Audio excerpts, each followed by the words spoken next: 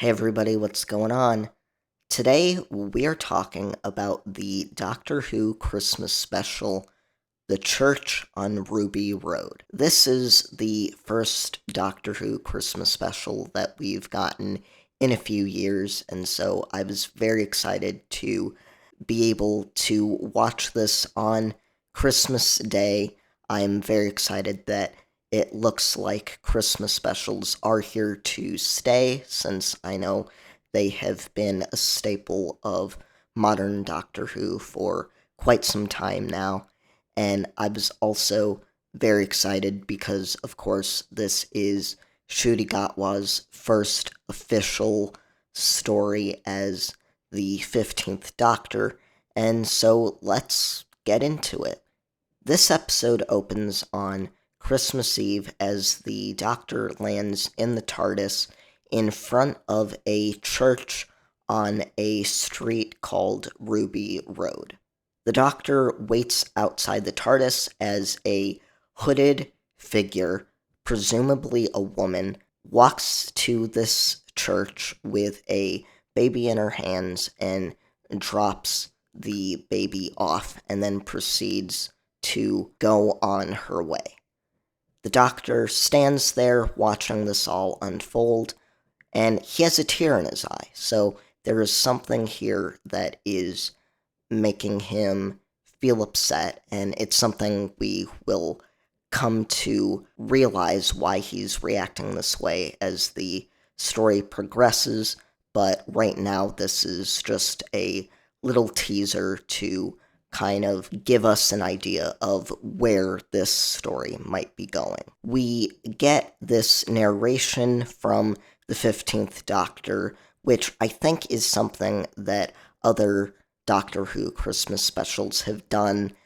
It's something I think other, just in general, Doctor Who specials have done. It's a stylistic choice, and here it's kind of presenting what happened to Ruby Sunday on Christmas Eve as some kind of a legend. It is a stylistic choice that I hope isn't something we see too much in the next season, but here I understand it. It is a Christmas special. It's going to have something that kind of sets it apart from the regular series, so I'm fine with the choice. It's just something that I hope isn't sticking around. When we come back from the opening credits, we are now in the present day. We are at December 1st, 2023, and that baby that we met in the cold open is now grown up. Her name is Ruby Sunday, and she is being interviewed by the British presenter Davina McCall, who has a program where she tries to reunite people that have been adopted with their birth parents or with some information about where it is that they come from. In the course of the interview, there's a bunch of technical mishaps that we witness, and we're not really sure what it is that is the cause of these incidents. It seems like there are these tiny creatures that are walking about the set, but we only get tiny little glimpses of them, and so we don't really know what's going on. We also find out a little bit more about Ruby as we find out that she was adopted as a baby by a woman named Carla who fosters other babies and has been doing this for many years. Ruby really seems like a self-starter. She does seem like she is kind of wandering aimlessly through life. She doesn't seem to know exactly what it is that she wants out of life yet. She's still trying to figure that out, which is very much in line with other Doctor Who companions that we've definitely seen in the modern era. There have been some comparisons between Ruby and Rose Tyler, which I think are apt comparisons because they are both creations of Russell T Davies. They both are blonde haired white women, and they both have that same energy of not really knowing what it is that they want out of life. But I would say for now that Ruby does seem like someone that knows a little bit more about what it is that she wants. It's just that the opportunities have not been presented to her. So I do think this is a new take on a character that we've seen before, and I do think there is relevance to the fact that she doesn't know anything about her birth parents and is on this journey at the beginning of the episode with Davina McCall to learn a little bit more about where it is that she came from. We then flash forward 3 weeks later as we learn that Ruby is the keyboardist in a band that is playing a gig in London. And we see that there are more technical mishaps that are happening around her. We see the doctor outside of the shop kind of watching as these mishaps are happening, and he's starting to get kind of curious. He's starting to think that something might be going on here. And so the next night, we find Ruby and her friends in a nightclub, which the doctor is also at, just dancing and really feeling himself. And these mishaps just keep happening to Ruby. And so eventually the doctor has to get her out of a scrape and asks her whether or not these mishaps have been happening very frequently. And when she confirms that they are, he ends up following her out of the nightclub, having to yet again save her from a mishap, having to use his sonic screwdriver to change the traffic lights so that the cab is able to pass through the intersection before a large snowman display falls on top of them. And it is at this point that I think the doctor starts getting really curious and really certain that there is something fishy that is going on here. I'm a little bit torn here about this scene with the doctor. I don't necessarily have a problem with the doctor dancing in a nightclub and being among other human beings and acting very human, but at the same time, I do really like the alienness of the doctor. I do love the fact that the doctor usually feels out of place among other human beings doing human things, and I do think that here there's not enough that distinguishes the doctor from the human race.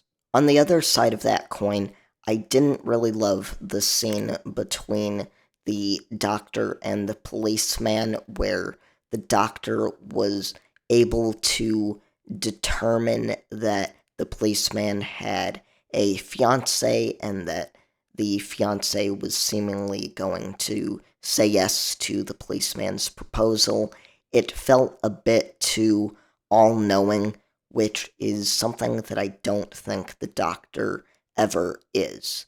Yes, I realize that the doctor is usually the smartest person in the room, but I've always felt that was because the doctor was able to take the information that was laid out before them and draw conclusions from it. Not that they intuitively understood certain things about the future that helped them to draw those conclusions. So maybe I am misreading the scene, and that is not what they were going for in the scene, but I'm really hoping that I am misreading that situation because just like I don't want the Doctor to be too human, I don't want them to be too all powerful and all knowing because I've never thought that the Doctor was an analog for God. I've just thought, hey, they are a superhero that is just really smart and just uses their smarts rather than a weapon. And so I don't want them to be cheating us out of that by now making the Doctor all knowing. We then have yet another flash forward as Ruby is coming home on Christmas Eve from the grocery store. She stops to have a conversation with her neighbor, Mrs. Flood, and it is in the course of this conversation that another mishap befalls Ruby as her grocery bag ends up tearing and a bunch of the groceries fall out of the bag. She then goes inside and greets her mother Carla and her grandmother Cherry, and she finds out that Carla is fostering another baby named Lulu Bell. It is in this scene that we really get the family dynamic that we know Russell T Davies loves to play around with. He did it great in his first era, and I think he's going to be bringing it back in this era because it's been gone for a little while under Moffat and Chibnall, and we really get a sense that Carla loves to foster babies. She loves the work that she is doing. She really cares for Ruby, and Ruby really cares for her. And it is really a great scene that establishes this family dynamic. Ruby tells Carla about the mishap that she had with the groceries, and since Carla wants to get the baby a present for Christmas, she heads out to go back to the grocery store and tasks Ruby with taking care of Lulu Bell while she's gone. Once Carla leaves, Ruby gets a call from Davina McCall, who tells her that despite their best efforts, her team was not able to locate any information about Ruby's birth parents or any people in her genealogy. Although she is upset at the fact that she still doesn't have any concrete knowledge about where it is that she comes from, she ultimately accepts it, and her and Davina move on to talking about other things as Davina asks her if she's been experiencing any bad luck. Again, we get reiterated this idea that bad luck just seems to be following Ruby and whoever is in her path, as we see on Davina's end of the phone call that she has a broken leg, she is in a wheelchair, and there is a Christmas tree that is kind of starting to shake and is soon going to be headed for Davina. Before Ruby is able to ask Davina what's going on, there is some snickering and some rattling that is going on from the baby's bedroom, and so Ruby hangs up the phone and rushes in to Lulu Bell's room to find that the baby is missing from her crib. And the only thing that is in the crib is this Polaroid photo of this alien like creature that freaks the heck out of Ruby. She looks up and sees that the baby is being carried out the skylight window, and so she climbs up onto the roof and sees the baby being loaded into a basket that is then being pulled up a rope ladder onto a ship that is in the sky. As she starts to chase after them and jumps onto the ladder and starts climbing up, we see the doctor appear from the roof across the way. He asks her what the heck it is that she's doing, and when she explains the situation, he jumps over onto the ladder and introduces himself, and they climb the rest of the way up.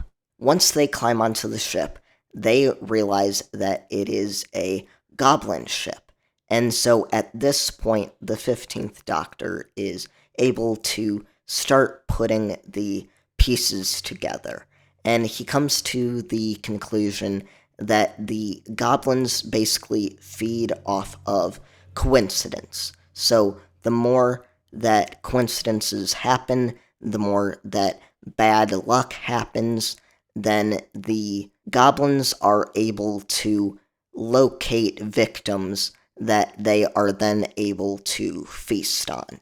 The Doctor realizes that because Lulubelle was born on Christmas Eve and Ruby was also born on Christmas Eve, and they were both taken in by the same woman, that this is a coincidence that the goblins are able to feed off of.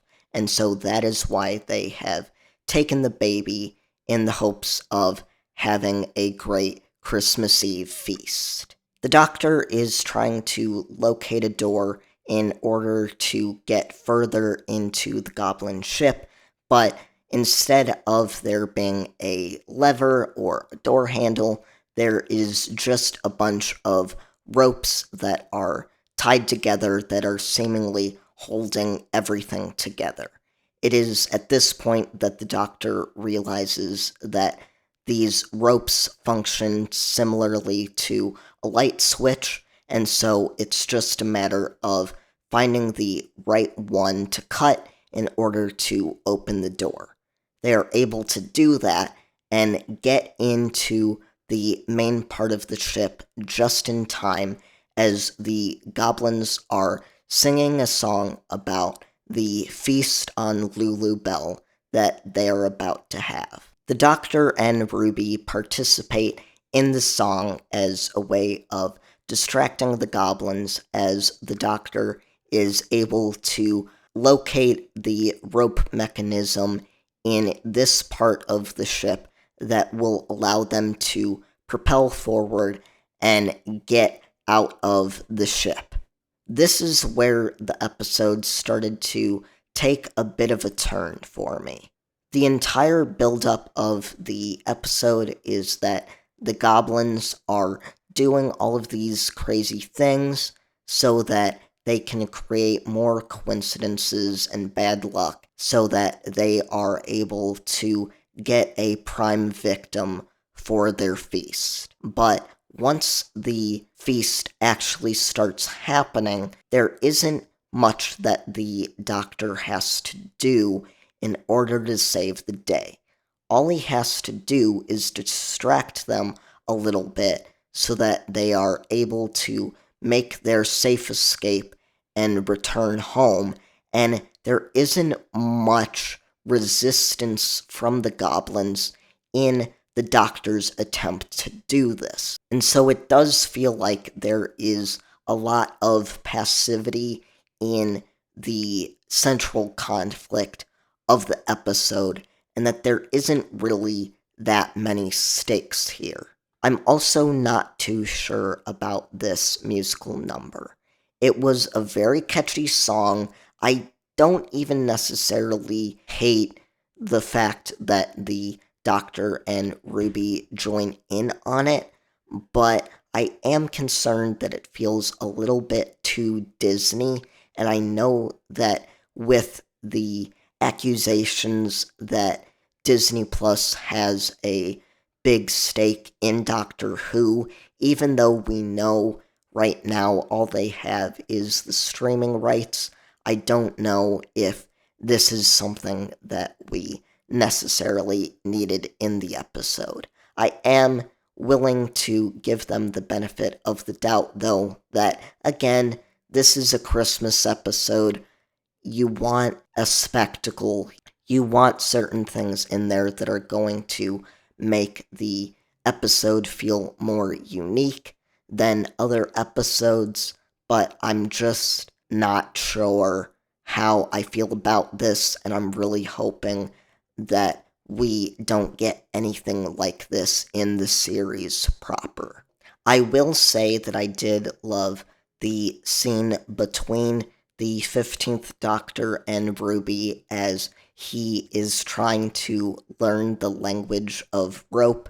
I did think that was a very doctory thing for the Doctor to do. It was very reminiscent of the 11th Doctor, who is probably my favorite. And so I did love this moment with Ncuti Gatwa here. The Doctor and Ruby return home, and just in time as Carla just walks through the door with presents for the baby.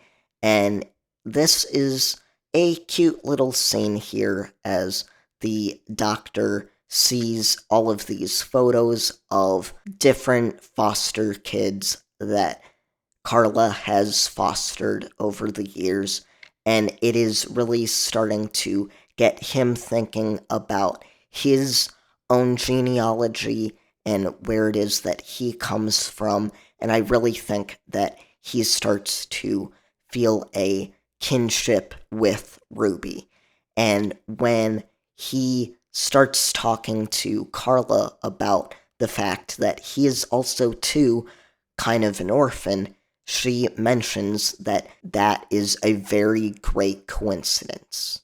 As she says this, the house starts to shake, rattle, and roll, and there's all of these cracks that start forming in the walls, and the Doctor is starting to get very worried, so he rushes through the house to try to figure out what is the source of these cracks. And when he comes back into the family room, he finds that Ruby has disappeared, the photos on the wall have disappeared, and Carla seemingly doesn't know what he's talking about when he talks about Ruby or the other kids that she has fostered. And she also seems very much different, like the fostering that she is doing is simply for the money and not out of the kindness of her heart, as we have come to know her as doing. This is a great scene here between the Doctor and Carla, as she is really undermining every single thing that we've learned about her up to this point, as she is acting like she really doesn't even care about fostering these children, and she is seemingly only doing it for the money. And this really makes the Doctor sad because, as we know, he is an orphan, and he is someone that really is touched by the work that Carla's doing and her relationship with Ruby, and the fact that she accepts her as her own, that I think this really makes the Doctor upset because he has to still contend with the fact that he himself is someone that doesn't even know if he's wanted by the people that have raised him. I know that people are going to be upset that we are continuing with this thread of acknowledging the Timeless Child story arc, and I understand why they feel that way, but as I said in my last couple of videos, I feel like there is something good that can be done with this storyline, and I think Russell is the one to do it, so I am very excited to see what is going to happen with this storyline moving forward, and I think we can expect big things. I don't think it's an accident that Ruby herself is an orphan with origins that she is desperately trying to figure out, And so I'm very, very excited to see where it is that we go from here. The Doctor concludes that because these series of coincidences are continuing to exist, the goblins have gone back in time for Ruby on the night that she was left at the church on Ruby Road, and that they are going to take that baby and feast on her. And so the Doctor gets into his TARDIS and travels to the night that Ruby was left at the church on Ruby Road, as we saw in the cold open for the episode, and he is able to climb onto the roof of the church, and as he is trying to climb back up the ladder, he loses his grip and pulls the whole entire ship down with him, and as the steeple goes through the ship, it goes through the Goblin King, killing him, and in this attempt, the Doctor is able to save Ruby and return to the present day, where now she is perfectly fine and all is right with the world, even though, interestingly enough, it appears that the cracks are still there. I feel like I need to mention the comparison between this situation and what we had in the 11th Hour, which was the 11th Doctor's first story, which dealt with the cracks in time, which is a thread that we followed throughout Series 5. And I really thought it was interesting that we saw something similar happening here. I don't know whether or not that was just meant to be a cheeky nod to the 11th Doctor story, since that was seen as a soft reboot, and this episode is kind of kick-starting another soft reboot for the show. But either way, it's going to be interesting to see whether or not this is something that recurs throughout the first series of the 15th Doctor. The Doctor says goodbye to Ruby and Carla and heads back to the TARDIS. And as Ruby and Carla are talking about the day's events, Ruby realizes that the Doctor is a time traveler, and she goes off to stop him before he's able to get away. Unfortunately, she doesn't know where the Doctor has vanished to, and needs Mrs. Flood to point out the TARDIS to her. As she opens the door and looks inside, she realizes the peculiar dimensions of the TARDIS and has to do a walk around the blue police telephone box before she is able to go inside, where she is cheekily greeted by the Doctor. She seemingly agrees to go on a adventure with the Doctor, as we see the TARDIS disappear as Mrs. Flood and another person looks on. As the other onlooker walks off, we get a little nod to the camera from Mrs. Flood as she says, "What, you've never seen a TARDIS before?" And we cut to credits. As I said, I really didn't love the second half of this episode. I felt like things moved way too quickly. I felt like there were no real stakes, and there was nothing that the Doctor really had to do to save the day, which really makes me worried, because I know that in the previous specials, the conclusions have been something that I think have been fairly weak, and I'm really hoping that that does not continue into this first series. I also felt like the conclusion with Ruby coming to the realization that the Doctor is a time traveler, and her decision to go off into the TARDIS on a proper adventure with the Doctor didn't have enough build up to it. So I am hoping that in the first episode of the new season, we get a little bit more information there about what exactly led her to going on this official adventure with the Doctor.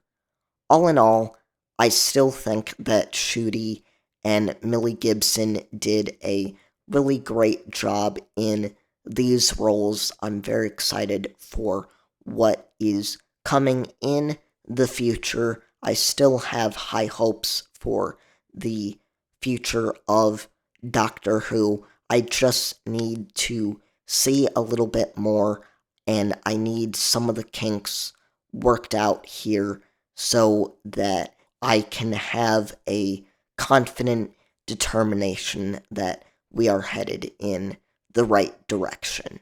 That's going to be all for me for this video. Make sure to like the video and subscribe to the channel and hit that notification bell so you get notified when I post a new video. Until then, see you later, guys.